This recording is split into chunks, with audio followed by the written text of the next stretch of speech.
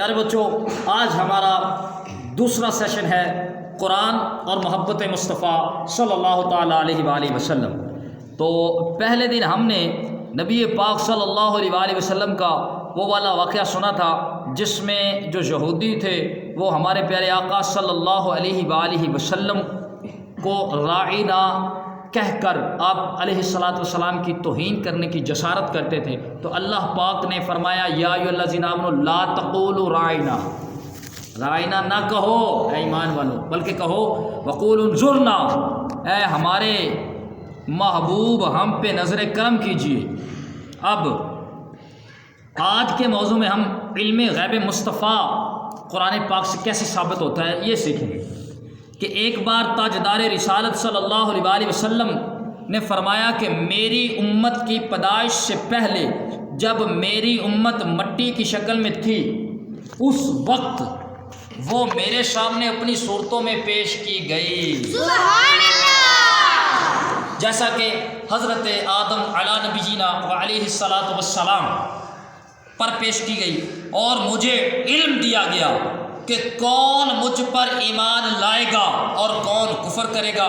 یہ خبر جب منافقین کو پہنچی تو انہوں نے مذاق کے طور پر کہا کہ محمد مصطفیٰ صلی اللہ علیہ وسلم کا گمان ہے کہ وہ یہ جانتے ہیں کہ جو لوگ ابھی پیدا بھی نہیں ہوئے ان میں سے کون ان پر ایمان لائے گا اور کون کفر کرے گا، جب کہ ہم ان کے ساتھ رہتے ہیں اور وہ ہمیں پہچانتے نہیں۔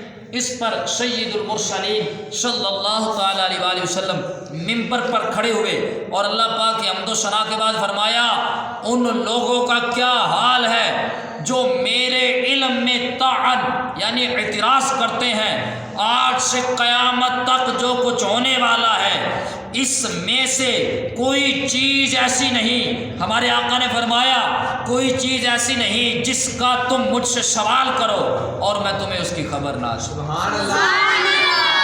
حضرت عبداللہ بن خزافہ سہمی رضی اللہ تعالی عنہ نے کھڑے ہو کر کہا یا رسول اللہ صلی اللہ علیہ وسلم میرا باپ کون ہے؟ ارشاد فرمایا خزافہ۔ پھر حضرت عمر رضی اللہ تعالی عنہ نے کھڑے ہو کر عرض کی یا رسول اللہ صلی اللہ علیہ وسلم ہم اللہ پاک کی ربوبیت پر راضی ہوئے، اسلام کے دین ہونے پر راضی ہوئے، قرآن کے امام و پیشوا ہونے پر راضی ہوئے، آپ صلی اللہ علیہ وسلم کے نبی ہونے پر راضی ہوئے۔ سبحان اللہ۔ حضرت عمر فرماتے ہیں ہم آپ سے معافی چاہتے ہیں۔ تاجدار رسالت نے فرمایا کیا تم باز آؤ گے؟ کیا تم باز آؤ گے؟ پھر ممبر سے اترے۔ اس پر اللہ پاک نے یہ آیت نازل فرمائی ما کان اللہ لیذر المؤمنین علی ما انتم علیہ حتی یمیز الخبیث من الطیب وما کان اللہ لیطلعکم علی الغیب ولکن اللہ یجتبی من رسلہ من یشاء فآمنوا باللہ ورسلہ وان تؤمنوا وتتقوا فلکم اجر عظیم۔ ترجمہ کنز الایمان، اللہ مسلمانوں کو اسی حال پر چھوڑنے کا نہیں جس پر تم ہو جب تک جدا نہ کر دے گندے کو ستھرے سے، اور اللہ کی شان یہ نہیں کہ عام لوگوں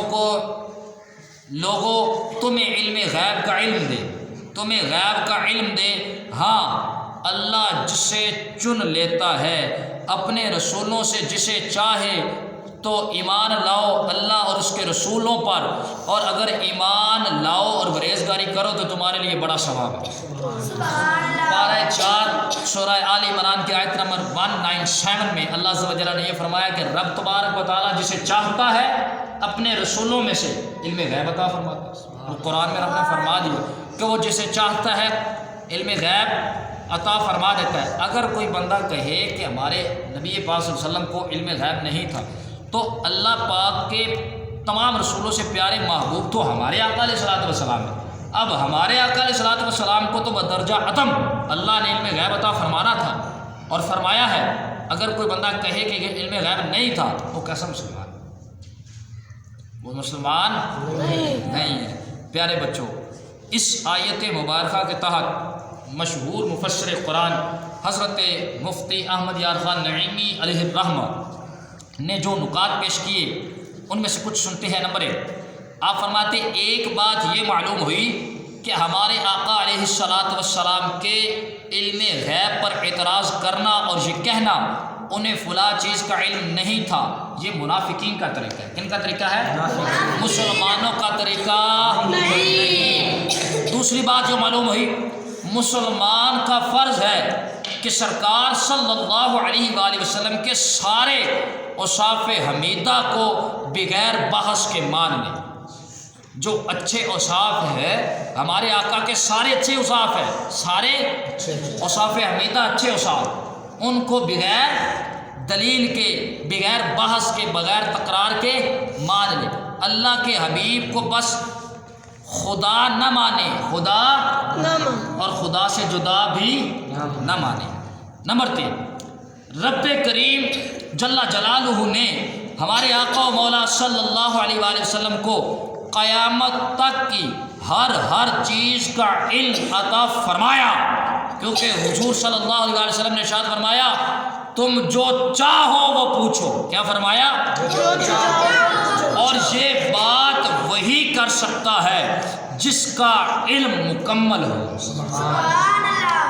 چوتھی بات مفتی صاحب لکھتے ہیں، چوتھی بات یہ معلوم ہوئی کہ قیامت تک کے ایمان لانے والے، ایمان نہ لانے والے اور منافق سب ہمارے آقا علیہ الصلوۃ والسلام کے علم میں ہیں۔ اس پر امام اہل سنت الشاہ امام احمد رضا خان علیہ رحمۃ الرحمن، میرے اور آپ کے امام، اپنے نعتیہ دیوان ہدایت بخشش میں لکھتے ہیں، کہنا نہ کہنے والے تھے جب سے تو اطلاع مولا کو قول و قائل ہر خوش کو ترکی ہے، ان پر کتاب اتری بیان لکل شیء، وہ کتاب اتری جس میں ہر چیز کا بیان ہے، بیان لکل شیء، ہر شے کا بیان ہے، وہ کتاب ان پہ اتری ہے۔ اگر آج کوئی عالم بنتا ہے، اس کتاب کا عالم بنتا ہے حقیقی معنوں میں، اس کو سب معلوم ہو جاتا ہے۔ جو غلام ہے اس کو سب معلوم ہو جاتا ہے، تو جو آقا ہے اس کے بارے میں بندہ کہے جی اس کو یہ معلوم تھا، یہ نہیں معلوم، جبکہ کتاب ان پہ وہ اتری جن میں بیان لکل شیء، تفصیل جس میں ما عبرا و ما غبرا کی ہے۔ یعنی اس کی وضاحت یہ ہے، امام اہل سنت سید اعلیٰ حضرت فرماتے ہیں ہمارے آقا صلی اللہ علیہ وآلہ وسلم کی شان یہ ہے کہ بات کرنے والے نے بات نہیں کی تھی، مگر آقا کریم کو اس بات کی پہلے سے خبر تھی اور بات کرنے والے سے بھی واقف تھے۔ اور ہمارے نبی کی شان یہ ہے کہ کائنات کے ہر خوش کو تر کو جانتے ہیں۔ اللہ پاک نے انہیں قرآن پاک کی صورت میں ایسی عظیم کتاب عطا فرمائی کہ جس میں ہر شے کا واضح بیان موجود ہے۔ سبحان اللہ۔ اللہ تبارک و تعالیٰ کی مقدس بارگاہ میں دعا ہے کہ رب تبارک و تعالیٰ ہمیں جو کچھ پڑھا سنا اس پر عمل کرنے، دوسروں تک پہنچانے کی ہمت و توفیق نصیب فرمائے۔ آمین بجاہ خاتم النبی۔